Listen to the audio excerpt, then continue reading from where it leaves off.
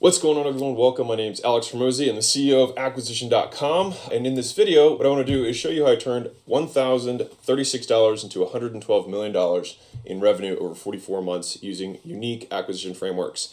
This is going to be the introduction to a long series of courses that I'm giving away for free. And I'm doing that because I want to help everyone who's under $3 million a year just get there. And so my transparent intention is to give you more value than you'd be getting from your quote high ticket courses and coaching programs, and do it absolutely free. And it's because candidly I don't need the money, and because this is something that I'm really passionate about. And so I built the studio, I built all this stuff just for this process for you. So once I obviously had got started, I was able to double down again and again using these acquisition frameworks I'm going to share with you, and ended up spending 3.1 million and getting a total lifetime return of 36 to 1 on advertising.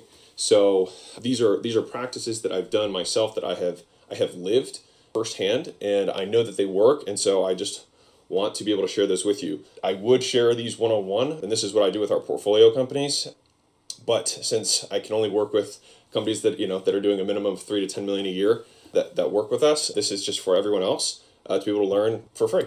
All right.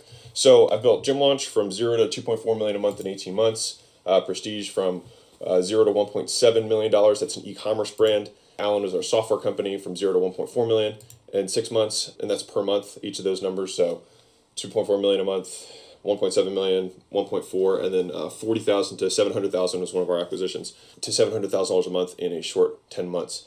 All right, and that was brick and mortar. So you can see this across different. One was licensing, one was physical products, one was software, and the other is brick and mortar chain in photography. So very different types of businesses, but the frameworks work all the same. All right. And so, like I said earlier, we take $3 to $10 million companies at minimum in that range, obviously higher, but at minimum in that range, with the goal to exit in 3 to 5 years. My point for all of these videos is to give you the help you make your first dollar, your first million, your second $1 million. What I do with companies is I help them make their last dollar they'll ever need to make. And that's kind of my whole thing. So if you're less than 3 million right now, then this is all for you. Enjoy it for free. I have nothing to sell you. So enjoy.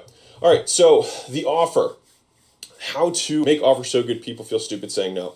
The reason I started with offers over anything else is that before we can get into traffic, before we can get into, generating leads, making sales, all that stuff, you have to literally initiate a transaction with a customer, which is an offer, which is what you're going to exchange in value with them to get them to pay, right? So to catch fish, you need bait or an offer. All right. And so that is the starting point of a conversation to initiate a transaction, what you literally give them in exchange for their money. So right now, if you have, if your ads don't convert well, or you're not getting new customers, or your sales team or your salesperson, or it's you, has trouble scaling, or it takes too long to ramp up new reps, or you're just not getting people to say yes, many times the offer is the issue, right? And so the reason this is important is that the offer is going to be the number one driver of success in any campaign. So what does it do, right? It will allow you to sell in a vacuum, or a category of one, and force customers to make value-based decisions instead of price-based decisions. This is the key point of why an offer is so important. All right, when customers look at the marketplace, when they're trying to solve a problem, they're going to look at the different offers that exist, right? And if you can position your offer in such a way that they are not going to compare you your price, right? Because they can't, because you've made your offer so unique. Right? And in so doing, you become a category of one, and then you're no longer constrained by pricing whatsoever, right? And so by doing that, you're able to sell in a way that's completely one-to-one, so that you don't have to compete with anyone else. And that will protect your margin. It will give you a host of competitive advantages that are enduring, all right? And so the goal of fixing your offer or improving your offer is to decommoditize what you sell. Now, the end result of that is you'll have higher CTR, so click-through rates on your ads, because your offer is better. You'll have a higher amount of those people who will convert and say yes to working with you because the offer is better, and they'll be able to say yes at higher prices. And so you combine those things together, you have a higher percentage of eyeballs who say, yes, I'm interested, a higher percentage of those people, that is already a greater number, saying, yes, I want to buy, and doing so at higher prices. And so I'm going to show you a couple of real-world examples of what we've done here. And so the translation for normal languages, more leads, more sales at higher prices and higher profits, okay? So here's two real-life examples. One is a B2C weight loss example. This is a really classic one. This is what we did in our licensing company a few years ago, but it really transformed the industry. So the typical, independent owner of a boot camp or any kind of independent facility, they were charging $99 a month for large group training. And the problem with that is that it's highly commoditized, right? There's a ton of people who are offering the same thing for the same price. And again, this is the point here. People are going to look around and say, well, this place is closer to me and maybe this one's, $10 more. And then they just basically look and say, are these equivalent? Yes, then I will take the cheaper one, right? And that's horrible and embarrassing, and you don't want that to happen. So what we did is we switched our offer to a free 6-week challenge. And so the components of that offer were fairly simple, right? Instead of selling, a membership package, we would sell a defined end program, which was, in this case, you'll lose 20 pounds in 6 weeks, or, and if you do lose it, you get all of your money back, right? Which is pretty cool and compelling, right? It's like betting on yourself. And so people thought that was a really cool offer too. And so people would pay $600 and then get a host of other things that you wouldn't normally be able to get at a bootcamp or large group training facility. You'd have an accountability coach, you'd have a nutrition coach, you'd have meal plans, grocery lists, preparation instructions, eating out guides, all of these extra pieces that would make it amazing. And then on top of that, there was a satisfaction guarantee that even if you didn't hit the goal, if you didn't think you got $600 worth of value during that period of time, they would give you the money back. All right. Really compelling offer, right? And so as a result of that, a lot of people wanted it. And so because it was free, more people clicked. Because the offer was so good, more people bought. And as a result of that, instead of getting $99 on these people, we got $600 plus, and then there were multiple upsells on top of that. And so this literally transformed what most people were doing to break even on their acquisition or lose money getting new customers to making 30 to 1 upfront. All right, that doesn't even include the recurring or back end. 30 to 1. That means if you put $1,000 into marketing, you make $30,000 in that first 30 days. That is the power of changing the offer. All right. The core services were the same. And this is the key point here, is that in your business, we don't need to change what you're doing. We need to change how you're presenting what you're doing. And that's what this whole training is about. All right. So here's a second one. This is a B2B agency example. So on B2C, as in business to consumer, and B2B is business to business. So you're selling, business services. So this is an agency example. So if a classic lead generation to small business owner, if you're serving chiropractors, you're serving plumbers, you're serving roofers, you're serving whatever, right? A classic example would be like a $1,500 a month retainer, right? That's a normal example. But what we did is, and that's very commoditized, which is why it's very difficult for most people to make money doing that, right? And we switched that to pay me once, then only pay me when someone shows up, right?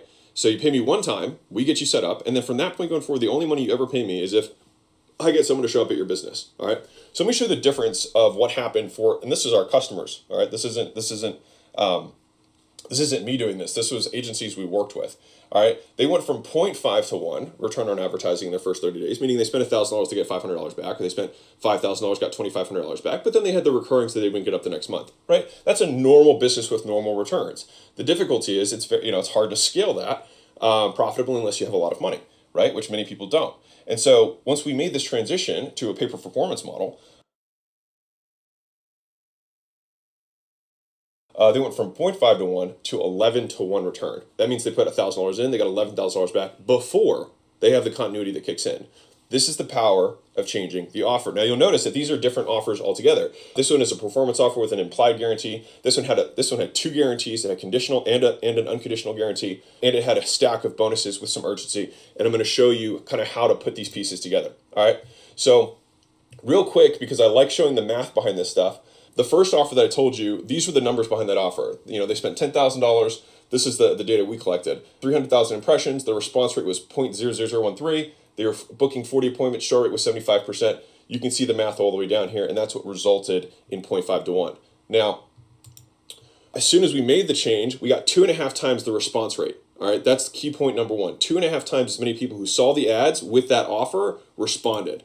All right, now from there, that obviously 2.5x the results. All that stuff was unchanged, just 2.5x flowed through. The second big point of improvement was on the closing percentage. They closed 2.3 times more people, all right, than they were before on their typical model, all right? And here's what's crazy, is that we actually quadrupled the price for these agencies, all right? So a lot of them were charging $1,000 or $1,500 up front, but they were able to charge $4,000 up front, all right? So they had 2.5 times the response rate, 2.3 times the close rate, and then 4 times the price. And so what that resulted in was 22.4 times more cash collected up front. All right. So if they spent $10,000, they made $5,000 the first time.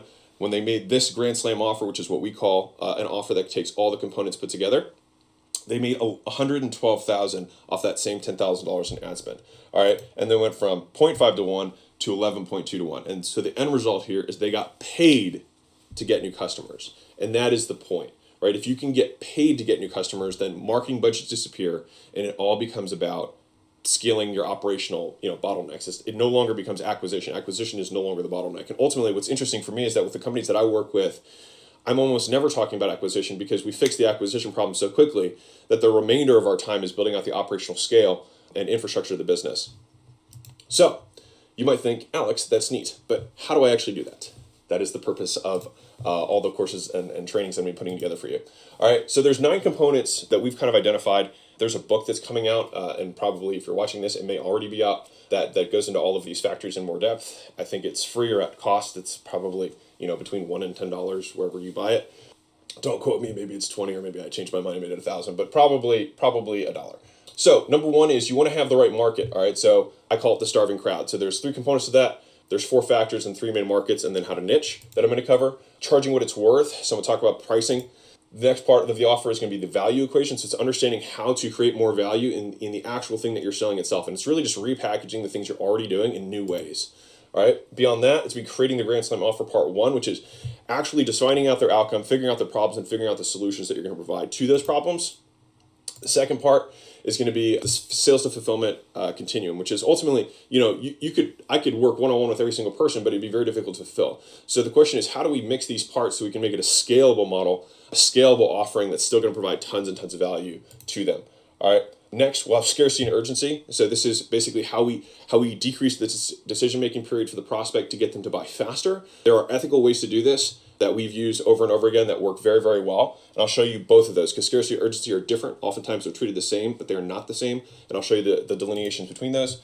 7, as I'll show you the bonuses. So there's 11 bullet points that we do when we're considering bonuses and stacking offers. And I'll show you what we look into those things. 8, I'll show you the different types of guarantees. I think I'll show you 13 different guarantee structures off of 2 main ones, which is conditional and unconditional guarantees, and how to stack those guarantees together to virtually eliminate risk for your prospect. And then finally, the magic naming formula. And the reason this is important is because, one, if you're in a local market or in a smaller market or niche, you'll oftentimes need to change the naming around your core product or your promotions in a way that gets your avatars or your prospects to want to move towards you and know that what you have is for them. Right. And so there's ways of naming things that will increase response rates. There's ways of naming things that will increase the value that they're going to perceive from your product. And I'm going to break down each of those things for you. Okay. So that concludes our introduction to this entire section. These are the 9 components of the offer: starving crowd, charging what it's worth, getting the value right, understanding how you're going to break down the problems, understanding how you're going to fulfill those problems, scarcity, urgency, bonuses, guarantee, and actually how to name it. So really excited to dive in with these. This is some of the, I'm just very excited. So hope you are too. Buckle up. It's going to be a fun ride. And I'll see you in the next video.